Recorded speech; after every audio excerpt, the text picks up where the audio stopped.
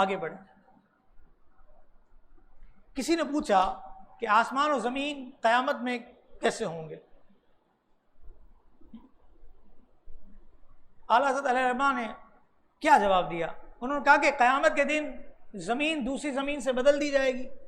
تو فرمایا ہاں، زمین و آسمان کا دوسرے زمین و آسمان سے بدلا جانا تو قرآن سے ثابت ہے۔ یوم تبدل الارض غیر الارض والسماوات وبرزوا للہ الواحد القہار، جس دن بدل دی جائے گی زمین، اس زمین کے سوا اور آسمان اور لوگ سب نکل کھڑے ہوں گے ایک اللہ کے سامنے جو سب پر غالب ہے۔ مگر آسمان کے لیے یہ معلوم نہیں ہے کہ وہ آسمان کاہے کا ہوگا، یعنی کس چیز کا ہوگا۔ ہاں، زمین کے بارے میں حدیث ہے، کیا ہے کہ جس میں یہ بات بیان کی گئی ہے کہ آفتاب قیامت کے دن 1.25 میل پر آ جائے گا۔ صحابی جنہوں نے اس حدیث کو روایت کیا ہے وہ کہتے ہیں مجھے معلوم نہیں، یاد نہیں رہا کہ میل سے مراد مسافت ہے یا میل سے مراد میل سرما، یعنی کہ سرمے کی سلائی جو ہوتی ہے اس کو میل کہتے ہیں۔ فرماتے ہیں میل سے مراد یہ سلائی ہے جس سے سرما لگایا جاتا ہے، یا میل سے مراد ڈسٹینس ہے، سفر، مسافت ہے۔ فرماتے ہیں کہ اگر میل سے مراد مسافت لی جائے تو کتنا فاصلہ ہوگا؟ اعلیٰ حضرت دیکھیں اب یہ وقت کا مفتی، عالم دین، مذہبی تشخص کیا کہتا ہے؟ فرماتے ہیں کہ آفتاب 4000 سال کے فاصلے پر ہے۔ شاید سائنس پڑھنے والوں میں سے بھی یہ بات ہر وقت ہر کسی کو یاد ہو، یہ ضرور نہیں ہے کہ آفتاب ہم سے 4000 سال کے فاصلے پر ہے، اور اس وقت آفتاب کی سورج کی پیٹھ ہے، اس روز سورج کا منہ ہوگا اور 1.25 میل پر ہوگا، اور حدیث میں ہے کہ زمین لوہے کی کر دی جائے گی۔ اسی لیے حضرت فرمایا نا کہ آسمان کاہے کا ہوگا پتہ نہیں ہے، لیکن زمین کے بارے میں پتہ ہے، زمین لوہے کی کر دی جائے گی۔ پھر جنت میں زمین چاندی کی ہوگی، اور یہ وسعت زمین کیا رکھتی ہے؟ ان تمام انسانوں اور جانوروں کے لیے جو روز ازل سے روز آخر تک پیدا ہوئے ہوں گے۔ حدیث میں ہے رحمان بڑھائے گا زمین کو جس طرح روٹی بڑھائی جاتی ہے، روٹی کا حجم بڑھا دیا جاتا ہے، بچے روٹی نہیں کھاتے تو مائیں بڑا سا پیڑا لے کر چھوٹی سی، چھوٹی ہے بیٹا روٹی چھوٹی ہے، وہ موٹی ہوتی ہے لیکن چھوٹی ہوتی ہے، اس طور پر بھی کھلاتی ہیں۔ تو کہتے ہیں کہ رحمان بڑھائے گا زمین کو جس طرح روٹی بڑھائی جاتی ہے، اور اس وقت کروی شکل پر ہے، اس وقت گولائی ادھر کی اشیاء کو حائل ہے، اور اس وقت ایسی ہموار کر دی جائے گی کہ ایک دانہ خشخاش، اعلیٰ فرماتے ہیں چاول کے دانے کا 8واں حصہ، ایک دانہ خشخاش کا اس کنارے پر پڑا ہو، اس کنارے زمین سے دکھائی دے گا، یعنی ایک کنارے پر رکھا ہو خشخاش کا دانہ تو دوسرے کنارے سے دکھائی دے۔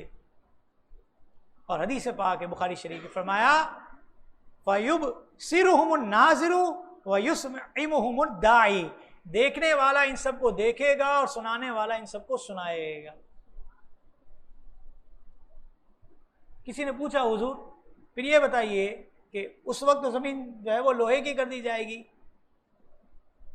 جنت میں زمین شکر کی بنے گی؟ شکر کی زمین لوگ کہتے ہیں۔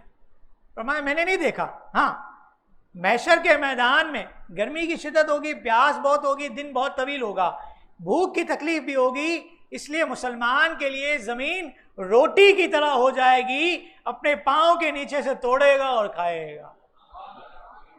یہ تحقیق ہے نا اعلیٰ حضرت کی۔ اعلیٰ تعالیٰ نے تفسیر بغوی اور تفسیر طبری کے حوالے سے یہ کلام کیا۔ پھر اعلیٰ حضرت سے پوچھا گیا محقق کیسے تھے؟ ہم نے یہی کہا کہ اعلیٰ حضرت کی تحقیق، آسمان و زمین کا فاصلہ کتنا ہے؟ تو کہتے ہیں واللہ عالم، سب سے قریب تر ثابتہ جو مانا گیا ہے آسمان و زمین کے ڈسٹینس کا وہ کیا ہے؟ سائنس پڑھنے والے طلبہ پتہ ہے؟ مذہبی تشخص اعلیٰ حضرت کا فرمایا کہ 9 ارب 29 کروڑ میل زمین اور آسمان کا ڈسٹینس، 9 ارب 29 کروڑ میل۔ یہ کوئی کہہ سکتا ہے کہ یہ کوئی مولوی تھا؟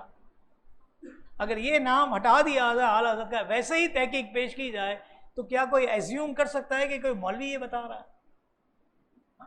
تو دین سے یہ چیزیں جدا نہیں ہے. سائنس کو ماننا، اس کو اس طور پر فالو کرنا کہ قرآن سے متصادم نہیں ہے، شریعت کے بنیادی اصول سے متصادم نہیں ہے، تو پھر مان لینا چاہیے. پھر فرمایا کہ زمین سے سدرۃ المنتہا تک 50,000 برس کی راہ ہے، اس کے آگے مستوی اس کا بعد اللہ جانے، اس سے آگے عرش کے 70,000 حجاب. کتنے؟ عرش کے ہر حجاب سے دوسرے حجاب تک 500 برس کا فاصلہ، اور اس کے آگے عرش اور ان تمام وسعتوں میں فرشتے بھرے پڑے ہیں. اب جب یہ فرشتوں کی بات کی اعلیٰ حضرت نے، تو سائل نے پوچھ لیا حضور فرشتے کتنے ہیں، یہ بھی بتا دیا جائے. فرشتوں کی تعداد کیا ہے؟ فرمایا آسمان میں 4 انگل برابر جگہ ایسی نہیں کہ جہاں فرشتے نے سجدے میں پیشانی نہ رکھی ہو. 4 انگل برابر جگہ. میں اور آپ اگر رب کو سجدہ کرنا چھوڑ دیں تو کیا رب کو سجدہ کرنے والے فرشتے کم ہیں؟ یہ ہماری سعادت کی بات ہے کہ ہم رب کی بارگاہ میں دن میں 5 مرتبہ سر کو جھکائیں اور سجدہ کریں، اور ہر رکعت میں ہمارے لیے 2 سجدے بھی رکھے گئے کہ رکعت 1 پڑھیں، سجدے 2 کریں. رکوع 2 نہیں کیے گئے، قیام بھی 2 نہیں ہے، سجدے 2 ہیں. پتہ چلا کہ سجدے کی شان ایسی ہے کہ سجدے میں بندہ رب کے سب سے زیادہ قریب ہوتا ہے. اکڑی ہوئی تو یہ ناک ہی ہے نا جو کھڑی ہوئی ہے، سجدے میں یہی جھک جاتی ہے. یہی ناک جھکتی ہے سجدے میں جب ہی سجدہ ہوتا ہے. تو فرمایا رکعت 1 پڑھو گے اور سجدے 2 کرو گے تاکہ 2 دفعہ تمہاری یہ ناک جھکے اور پتہ چلے کہ رب کی بارگاہ میں سر جھکا دینے والے لوگ عافیت میں ہوتے ہیں. خیر، کسی نے پوچھا کس قدر فرشتے ہیں؟ فرمایا وما یعلم جنود ربک الا ہوا، اور تیرے رب کے لشکروں کو اس کے سوا کوئی نہیں جانتا. ہم نے کہا سائنس کی بات آتی ہے تو سائنسی جواب ہے، حدیث کی بات آتی ہے تو حدیث سے جواب ہے، قرآن کی بات آتی ہے تو قرآن سے جواب ہے. جہاں اعلیٰ حضرت علیہ الرحمٰ نے یہ فرما دیا کہ 4 انگل کے برابر آسمان میں جگہ نہیں جہاں کوئی فرشتہ سجدے میں نہ ہو، لیکن پوچھا گیا تعداد کتنی ہے تو فرمایا قرآن کہتا ہے کہ اللہ ہی جانتا ہے. کہاں کیا جواب دینا ہے فرشتوں سے متعلق ہی.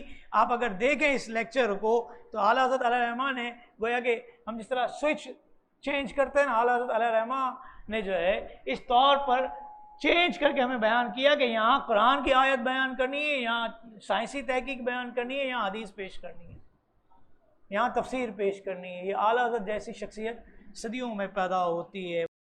مزید اسلامک اور معلوماتی ویڈیوز دیکھنے کے لیے لائک، شیئر اینڈ سبسکرائب کے بٹن کو پریس کرنا ہرگز نہ بھولیں.